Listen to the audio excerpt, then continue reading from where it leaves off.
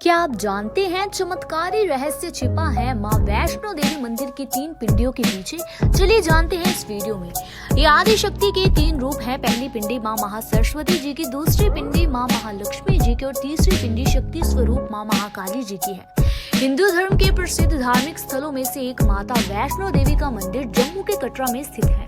ये मंदिर आदि शक्ति के स्वरूप माता वैष्णो देवी को समर्पित है। उत्तर भारत में यूं तो कई पौराणिक मंदिर हैं, लेकिन माँ वैष्णो देवी की इस मंदिर की महिमा सबसे अधिक देखी गई है।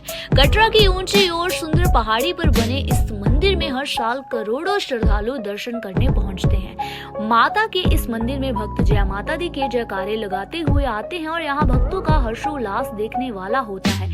लेकिन माता के इस मंदिर का इतना महत्व क्यों है और इस मंदिर की कहानी क्या है, चलिए जानते हैं इस वीडियो में।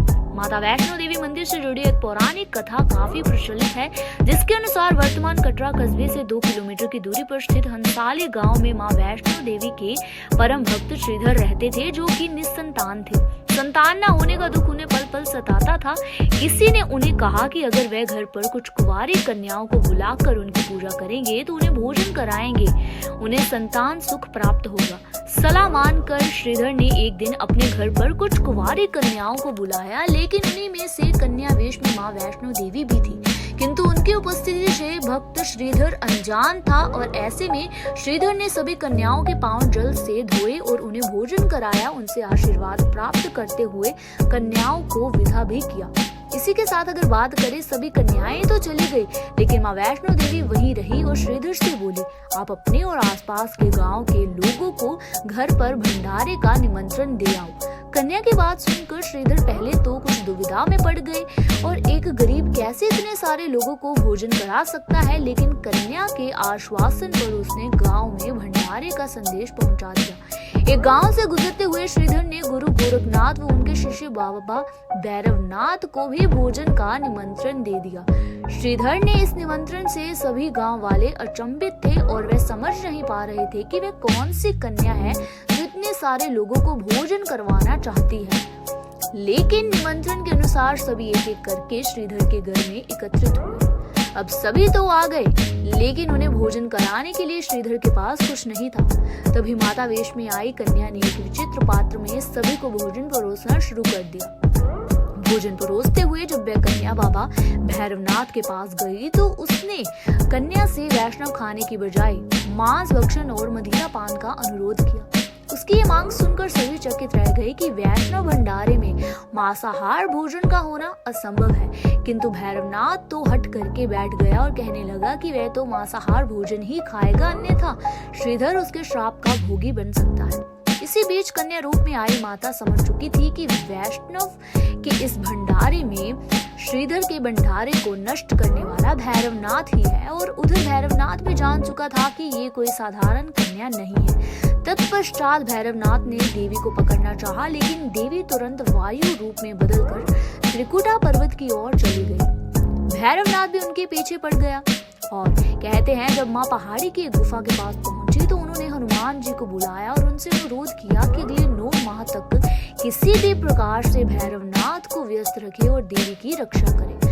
आज्ञानुसार 9 महीने तक हनुमान जी माता की रक्षा के लिए भैरवनाथ के साथ इस गुफा के बाहर थे। पौराणिक तथ्यों के अनुसार हनुमान जी ने गुफा के बाहर भैरवनाथ से युद्ध भी किया, लेकिन जब वह निडाल होने लगे तब माता वैष्णो देवी ने महाकाली का रूप लिया और भैरवनाथ का सिर काट दिया।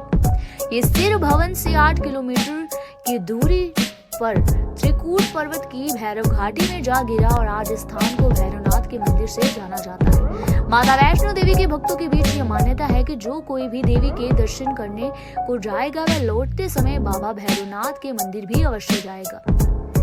इसके पीछे भी एक कहानी है। कहते हैं कि अपने किए पर पछतावा होने के कारण ही भैरवनाथ ने देवी से क्षमा मांगी और बदले में देवी ने कहा कि जो कोई भक्त मेरे दर्शन करने इस पवित्र स्थल पर आएगा वह तुम्हारे दर्शन भी अवश्य करेगा, अन्यथा उसकी यात्रा पूर्ण नहीं होगी।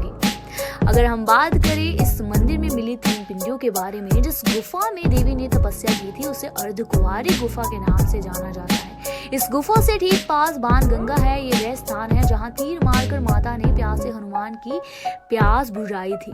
सिर्फ यही नहीं, माँ वैष्णो देवी मंदिर आए भक्त इस जलधारा पर स्नान अवश्य करते हैं और यहाँ के जल को अमृत माना जाता है। वैष्णो देवी मंदिर के गर्भगृह में माता की 3 पिंडियां विराजित है।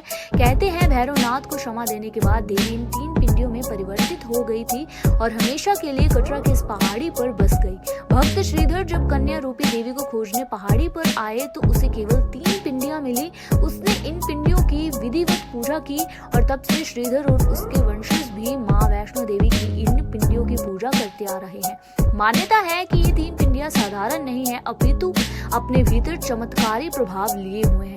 ये आदि शक्ति के 3 रूप है। पहली पिंडी ज्ञान की देवी माँ महासरस्वती की है, दूसरी पिंडी धन की देवी माँ लक्ष्मी जी की है और तीसरी देवी शक्ति स्वरूप माँ महाकाली जी की मानी जाती है। ऐसी मान्यता है कि जो भी भक्त दिल से इन 3 पिंडियों के दर्शन करता है उसे ज्ञान, धन और बल तीनों की प्राप्ति हो जाती है। तो ये तो थी हिंदू धर्म से जुड़ी एक ऐसी पौराणिक कथा जो कि हमें बताती है कि माता वैष्णो देवी मंदिर में 3 पिंडियों का रहस्य क्या है। इसी तरह धर्म और भक्ति से जुड़ी और भी जानकारी जानने के लिए बने रहिए हमारे चैनल के साथ। तब तक के लिए जय माता दी।